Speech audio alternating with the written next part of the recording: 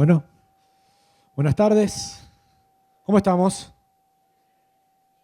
¿No? Sí, se van cerrando de a poquito, ¿no? Hay que... Por poco más te hago bailar acá arriba. Sí. ¿En serio? Mirá que yo dejo 10 minutos, pero todos queremos ver bailar a Silvia. ¿Quién quiere ver bailar a Silvia? ¿Quién quiere ver bailar a Silvia? Ahí va. No zafás, ¿eh? Te voy a dar 10 minutos para... Bueno, gracias Silvia por ayudarme a que la gente me preste atención y... Bueno, ¿cómo andan? ¿Cómo viene el día? ¿Bien? ¿Espectacular? ¿Se escuchó? Sí. ¿Se escuchó? Se escucha acá arriba, no es que hay una pared acá en el medio. Parece que estamos lejos, pero estamos cerca. Bueno, gracias por acercarse, gracias por haber venido hoy. Es hermoso ver que están abiertos a la incorporación de preguntas, no necesariamente de nuevos conocimientos, a veces sí, pero como decíamos hoy a la mañana, creo que lo lindo de estos días es que por lo general nos llevamos muchas más preguntas que respuestas, ¿no? Y eso nos deja pensando y nos vamos a dormir a la noche con alguna cosita en la cabeza dando vueltas. Así que celebro profundamente, más que ustedes que estén acá, que yo esté acá, los felicito por eso. Mi idea es hablar un ratito y jugar un ratito. No sé si le gusta jugar. ¿Silvia le gusta jugar? Perfecto. Te voy a agarrar ahora. Vieron que siempre hay un alumno al que agarras en la clase, ¿no? Así que bueno, la idea es que podamos charlar un poco sobre un tema que no es nuevo para ustedes, pero que tiene que ver con el mundo que tenemos si este fuese el aula, hay un mundo del lado afuera, ¿no? Que pocas veces se parece al aula en el cual damos clase, en términos conceptuales. Entonces, quería contarles algunos experimentos o algunas experiencias personales que creo que los puede llegar a ayudar, por lo menos a llevarse esto que sí, algunas preguntas nuevas, algunas ideas y algo que les queda adentro para movilizarlos, a ver si hay alguna idea interesante que pueda llegar a surgir para que utilicen en su día a día. Pero lo primero que vamos a hacer, algunas preguntitas rápidas. ¿Tengo acá profes de historia? ¿Sí? ¿No? Mejor, porque no estoy seguro de lo que voy a poner. ¿Sí? Silvia. Ah, no, perfecto. Silvia no es de historia.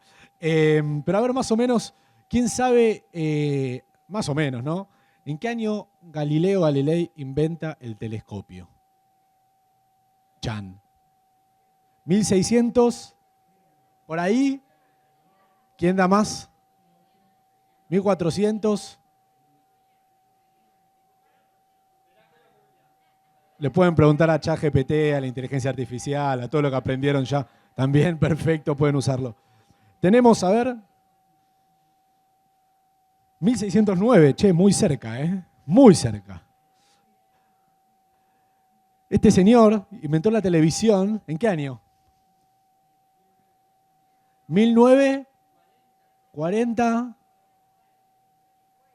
1950, 60, ¿quién da más?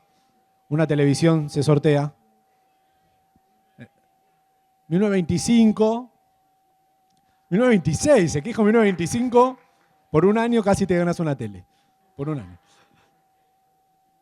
Y después tenemos a Martin Cooper, que inventó, o dicen que participó en inventar el ladrillo, no sé si se acuerdan el famoso ladrillo, pero ¿en qué año?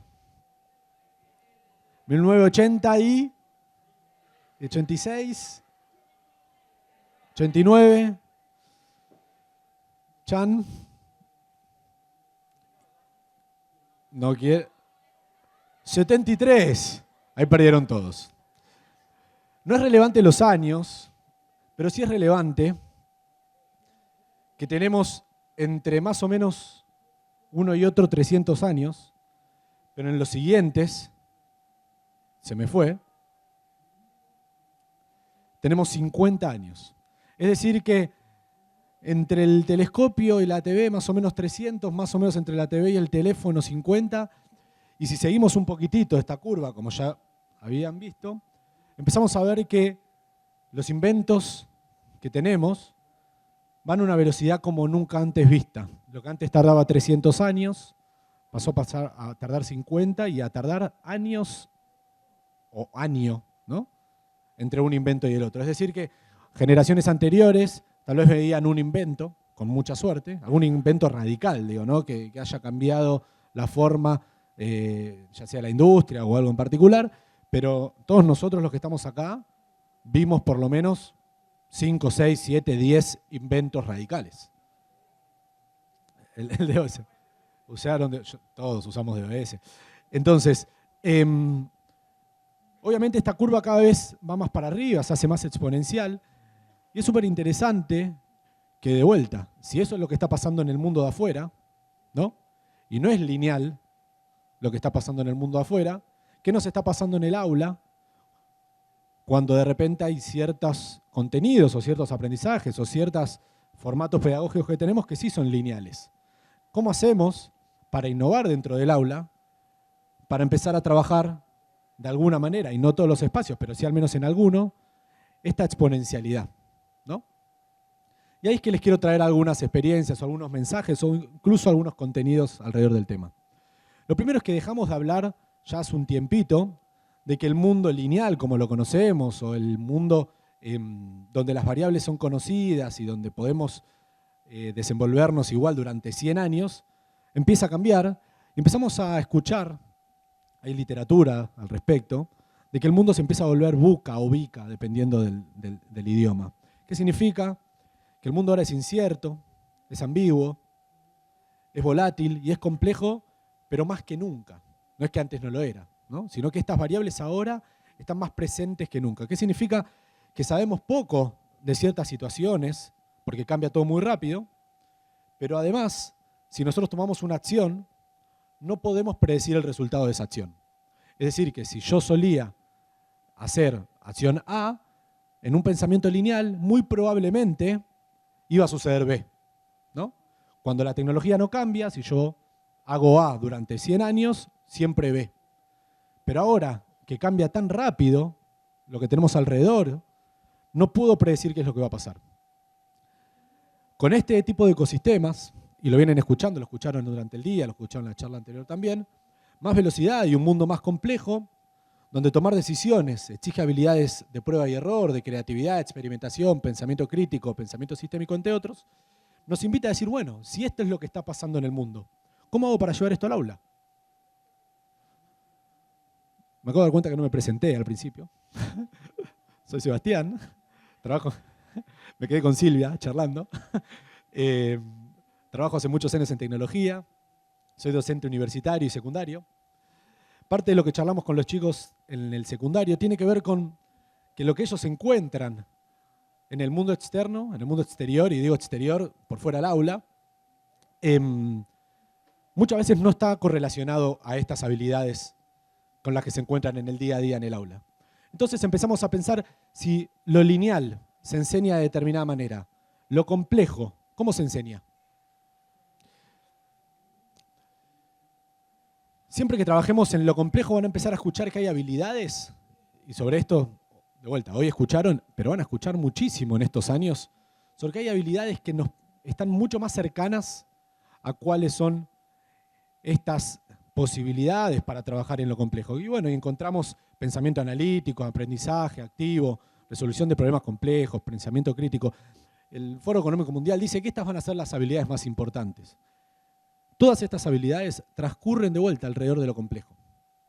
Entonces, insistiendo un poco en esa búsqueda de cómo llevarlo al aula, hay quienes dicen, esto es una matriz que suele ejemplificar un poco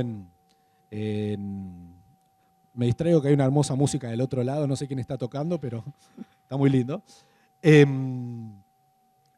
hay diferentes tipos de escenarios donde nosotros podemos tomar decisiones en este tipo de mundo complejo o mundo lineal. En el mundo lineal, como decíamos recién, lo mejor que tenemos cuando, por ejemplo, queremos apretar y prender la luz, si aprieto el botón de la luz, si A, entonces B. Si aprieto el botón, se apaga. Ahora, aparece escenarios donde el mundo es más complicado. Complicado no significa complejo, ¿no? En el mundo complicado, si A, entonces B, y de entonces C, y entonces D, y vemos cierta linealidad. Es como un manual, ¿no? Ahora, en el mundo complejo, ese manual nos sirve porque las variables son desconocidas.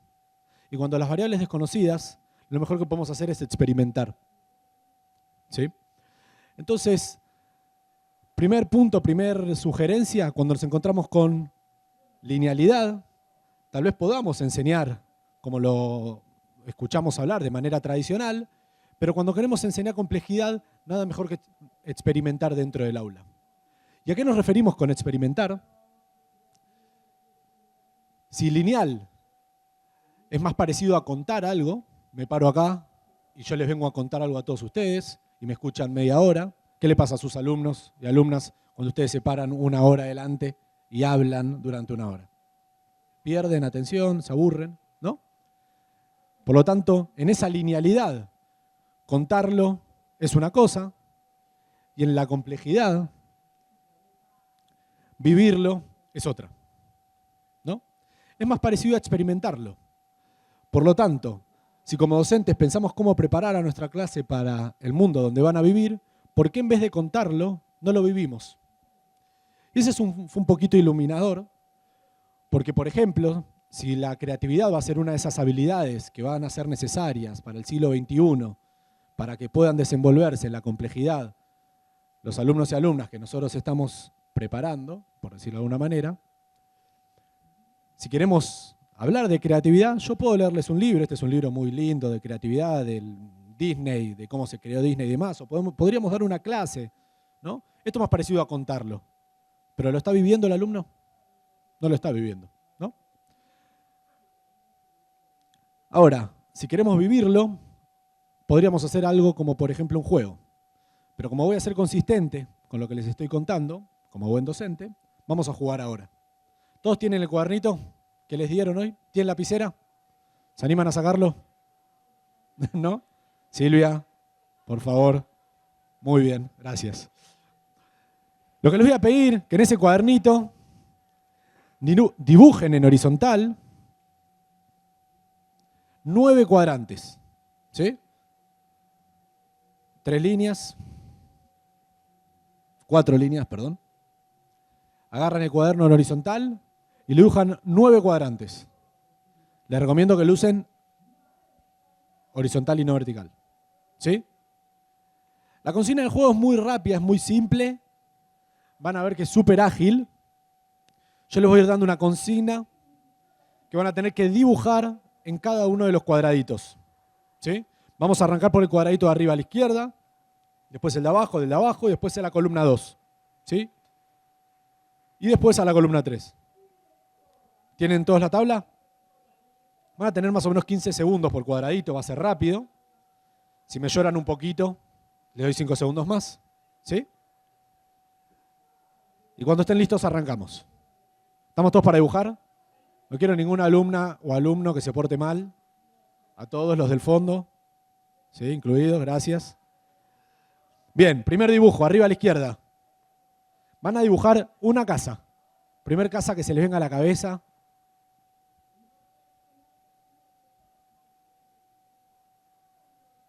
¿Sí? ¿Vamos? Una casa. Van a ir al cuadradito de abajo y van a dibujar una flor.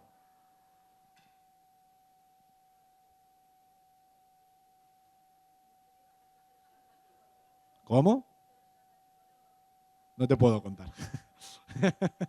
Si te cuento, no lo vas a hacer. Abajo de la flor vamos a hacer un auto.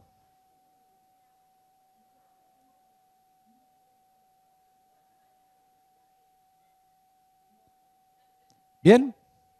Columna 2, arrancamos por arriba. Van a tener que dibujar otra casa, que no puede ser igual a la primera.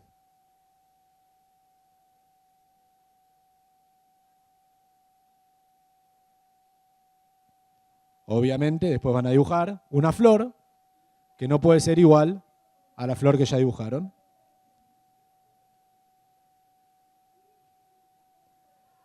Y en el último cuadradito de abajo, un auto que no puede ser igual al auto que ya dibujaron.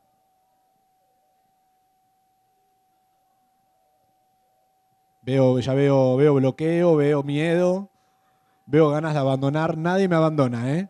El que dijo desisto, sigue. Silvia. Muy bien. Y vamos a la última columna. ¿Qué vamos a dibujar? O una casa que no puede ser igual a la segunda casa ni a la primera casa.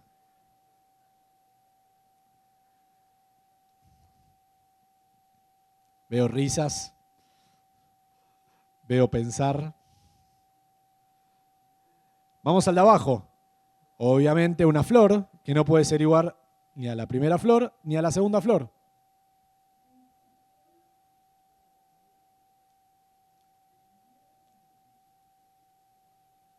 Y último cuadradito. Vamos a buscar un auto que no puede ser igual ni al primer auto ni al segundo auto. A ver esas tablas. Muy bien.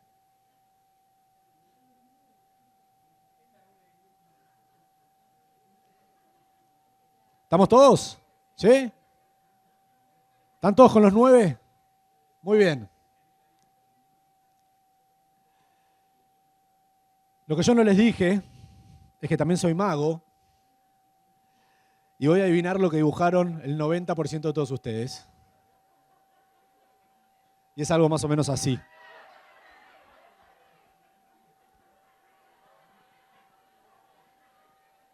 ¿No?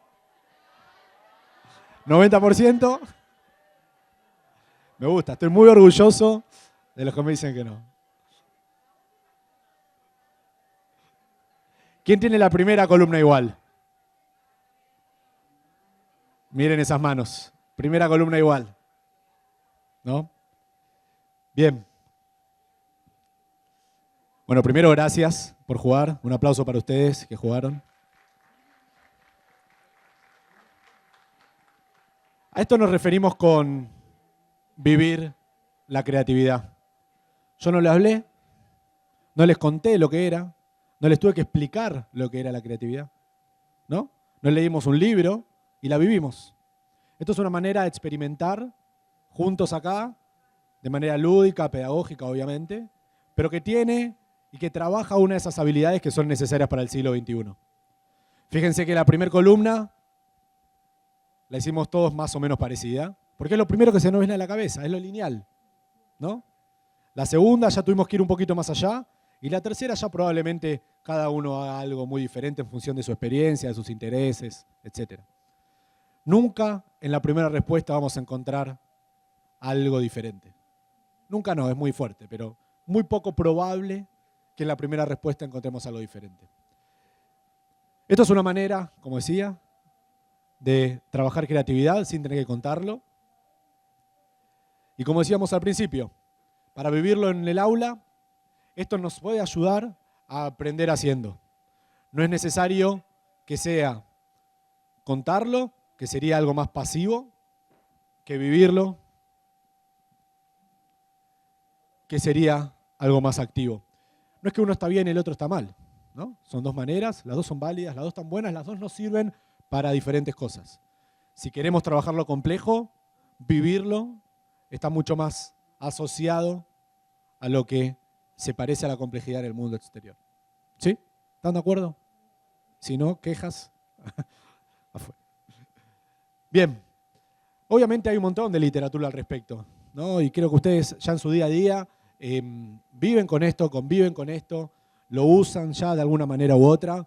Yo simplemente les pongo acá lo más relevante, que es de dónde viene esta perspectiva o esta filosofía de trabajo, que en términos generales se lo conoce como aprendizaje basado en proyectos, donde a medida que vamos generando algún contenido o trabajando algún contenido, ese mismo contenido lo vemos puesto en práctica. Esa puesta en práctica nos ayuda a que la misma clase pueda ir empezando a empaparse de eso que le contamos viviéndolo. Como muy bien saben, de vuelta, el mundo hacia afuera, el mundo de afuera del aula, es más parecido al aprendizaje basado en proyectos. De vuelta, ¿es la única manera? No. ¿Es la que está correcta? No.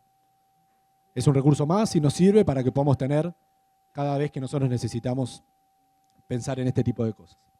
Se lo conoce también a veces como aprendizaje experiencial, donde se diseña un experimento y ese experimento se va llevando a la práctica para que cada uno de esos aprendizajes los ayude a los chicos, a las chicas en la clase a generar sus propias conclusiones. Fíjense que ustedes haciendo el ejercicio de creatividad se dieron cuenta tal vez de que alguno pensó que no era creativo y al final dice, bueno, es cuestión de animarme o es cuestión de jugar, ¿no? Pero empiezan a sacar ustedes sus propias conclusiones y no fueron cosas que yo les tuve que decir, ¿no? Uy, perdón. En la materia donde empezamos a jugar con esto, ya hace unos 6 años, con chicos de 5º año, cuando le preguntamos cómo aprender haciendo, si queríamos involucrar al alumno, si queríamos empezar a generar más emprendedores o protagonistas, siempre todas las respuestas que nos daban, las palabras más grandes son las que más aparecían en sus respuestas, es la palabra alumno. El alumno nos pide, o por lo menos en este caso, que lo tengamos más presente, que pensemos más en él. Hoy se habla, y habrán escuchado, de tener un diseño pensado en el alumno y no un diseño pensado en el contenido, ¿no? Salir del tanto lo que te tengo que enseñar para poder entrar a quién es la persona a la que le estoy enseñando. Y que probablemente esa persona sea alguien que si le tengo que trasladar o transferir algún conocimiento, muy probablemente tenga que parecerse más al aprender haciendo para que pueda llevarse algo de lo que yo le quiero contar. El segundo experimento que hicimos en la materia, además de lo que ya le estoy contando, es que empezamos a cambiar un poco algunas cuestiones también que son, digamos, técnicas, por decirlo de una manera, pero intentamos implementarlas. Como por ejemplo, para poder jugar, fíjense que yo con ustedes recién salí del rol experto y pasé a ser un facilitador. ¿Sí? No les dije lo que tenían que dibujar, sí les di la consigna, pero no les dije cómo dibujarlo. No les dije las conclusiones, las sacaron ustedes por ustedes mismos. Los fui llevando durante el juego para que puedan ir finalizándolo, ¿no? Pero me paré desde un rol más facilitador, no rol experto, ¿no? Salimos del lugar de la evaluación y la competencia para que no haya una respuesta correcta. Todo lo que dibujaron ustedes es válido. No es que uno lo hizo bien, el otro lo hizo mal. No es que uno iba a ganar y el otro iba a perder, ¿no? Salimos de ese lugar y entramos a no hay una respuesta correcta y se evalúa tanto el proceso como el resultado. Me interesaba tanto cómo iban dibujando y qué es lo que iban pasando en el proceso de dibujar, como la tabla final que dibujaron. Porque en ese proceso, y después lo vamos a charlar un poco, empiezan a aparecer emociones, empiezan a aparecer frustraciones, empiezan a aparecer trabajos en equipo, ¿no? Individual versus equipo, justamente el siguiente. Usualmente, ¿alguien miró el de al lado? ¿Qué estaba haciendo el de al lado? Muy bien. Si en el aula alguien mira al de al lado, ¿qué le decimos? Que se está copiando, ¿no? Y sin embargo, en este ejercicio, el que mira al de al lado está buscando inspiración, está buscando abrir la cabeza, tal vez está viendo si se le ocurre otra cosa, ¿no? Miren cómo cambia la perspectiva de que en una evaluación copiarse está mal, a un juego copiarse, o ni siquiera lo llamamos copiarse.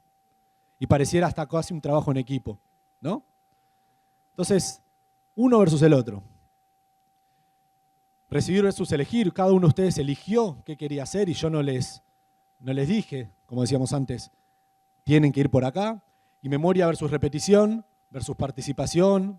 Básicamente, tal vez no aplica al juego que hicimos, pero sí en el caso de este proyecto donde nosotros trabajamos, no buscamos tanto que cada alumno pueda acordarse de memoria algo, al contrario, que pueda participar, que todos participen, ¿no? Fíjense que todos participaron, hasta los del fondo, ¿sí? Que los del fondo siempre son más difíciles que participen, ¿no? Como docentes, de eso lo sabemos. Y que puedan empezar a salir de ese lugar donde tengo que pedirle de memoria, sino que todos participemos a partir del juego. En este caso en particular, nosotros, por ejemplo, hacemos un proyecto de investigación y cada vez que damos un tema, hacemos un experimento sobre ese tema. ¿Para qué? Para que puedan aprender haciendo. Si hablamos de futuro del trabajo, jugamos o aprendemos o experimentamos con futuro del trabajo. Así en cada uno de los temas, hasta llegar a la investigación. Para cuando llegan a la investigación, ya estos valores están muy desarrollados. Hay autonomía, hay intenciones de personalización. Cada uno pudo implementar y creer en sí mismo en que puede llevar a la práctica un proyecto, ¿sí? Y no es que le contamos durante 6 meses qué era hacer un proyecto y ahí le estamos diciendo que lo tienen que hacer. Sino que todo el tiempo fueron haciendo esa gimnasia de entrenar el músculo de desarrollar. Entonces, llegando un poco al final, 10 sugerencias a partir de todos estos aprendizajes de haber hecho estos experimentos durante algunos años, que creo que les pueden llegar a ser útiles. En estos términos yo los pongo para poder surfear la velocidad a la que van los cambios. Si como habíamos visto, esa curva exponencial cada día es más exponencial y cada día aparecen más tecnologías, estas son algunas de las cosas que les recomendamos para que en el aprendizaje basado en proyectos les pueda ser útil. La primera es participación activa, ¿sí? El alumno es de un lugar activo y no pasivo. La segunda, esto que hablábamos recién, autonomía. Cada uno tiene que hacer algo. Les doy la consigna y les doy el tiempo, pero después los dejo. Los dejo que se equivoquen, los dejo que vayan, que se frustren. Les doy flexibilidad, pero también les doy responsabilidad. No fue optativo hacer el juego. Todos lo hicieron, ¿no? Y eso está bueno también. Resolución de problemas. Había una consigna que cumplir y eso los obliga a ellos a tener que generar el ejercicio de que la columna 1 fue fácil, la 2 fue más difícil y la tercera tuve que resolverlo. O sea, tuve que pensar en algo. O mirar al lado, o conectar con alguna idea, pero tuve que resolver, ¿sí? Investigación, que lleva a la innovación. En este caso podría haber llegado la necesidad de que alguien se ponga a investigar porque no sabía de dónde sacar una idea. Puede pasar de que en algún momento, a partir de toda esa investigación, llegan a una columna 3 donde la mayoría de esas columnas son todas diferentes, ¿no? Y eso lo lleva porque me puse justamente a iterar. Manejo de emociones, como hablábamos de recién. Capaz en la columna 2 me bloqueé, me frustré, quise abandonar. Y es parte. Eso pasa afuera del aula. ¿Por qué no lo llevaríamos adentro del aula también? ¿No? Aplicación por fuera del aula se refiere un poco a que busquemos cosas que afuera del aula realmente son aplicables. Este ejemplo de creatividad puede aparecer a cualquier chico o chica que la quiera usar en una clase de arte, en deporte, en su vida, en su casa y no solamente adentro del aula. Por lo cual, que sea aplicable está bueno. Pensamiento crítico, debate. Yo podría haberles hecho preguntas a ustedes de qué opinaban sobre la primera columna, sobre la tercera, y agarrarnos de eso y empezar a generar justamente un debate interesante sobre si estaba bien o si estaba mal. Corto versus mediano plazo se refiere a que tal vez podemos elegir un tema como la creatividad que está dando vueltas alrededor de todo esto, o podríamos ir a buscar algo más de mediano plazo, un poquito más profundo, algo más en la complejidad, que obviamente a medida que va generando esta gimnasia, es mucho más sencillo sentarnos en la clase a poder tener una conversación en ese tono, ¿no? Que a veces nos interesa mucho, incluso nos gusta poder generar esas conversaciones en la clase. Personalización. Yo les di lugar a ustedes a que cada uno dibuje lo que quería y cada uno dibujó en función de su interés. Cuando uno hace un aprendizaje basado en proyectos, el interés es importantísimo. No hacen todos el mismo proyecto. Se da una consigna macro, pero después cada uno lo hace sobre un tema que por lo general está más cercano a sus intereses. Y por último, pensamiento sistémico, holístico, integral. En el aprendizaje basado en proyectos, por lo general, la integralidad es casi una obligación. Porque si bien arrancan por pensar cómo hacer para resolver este tipo de consignas, terminan teniendo que generar un montón más de habilidades alrededor de ese proyecto que van más allá del contenido. Y eso es complejo.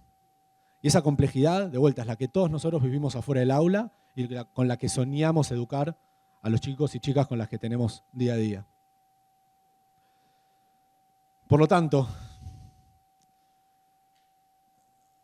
una frase un poquito casi de cierre, diría, pero desde el aula tenemos la oportunidad de enseñar cómo aprender a aprender, trabajando sobre habilidades del siglo XXI, con dinámicas de aprendizaje innovadoras que no solo cambien qué se estudia, sino cómo se estudia.